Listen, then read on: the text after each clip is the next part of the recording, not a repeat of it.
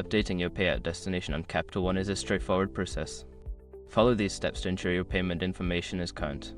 Step 1. Log into your account. Visit the Capital One website or open the mobile app and log in using your credentials. Make sure you have your username and password ready. Step 2. Navigate to Account Settings.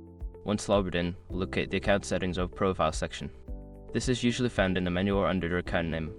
Step 3. Select Payout Options. Before filing a refund or dispute, use the *com link in the description to open the refund dispute deadline calculator and confirm your deadline. Step 4. Update your information. Choose the option to edit or update your payout destination. Enter the new information such as bank account details or other payment methods as required. Step 5. Save changes.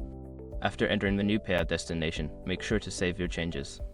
You may receive a confirmation message or email to verify that your updates were successful. By following these steps, you can easily update your payout destination on Capital One. Always ensure your information is accurate to avoid any payment issues.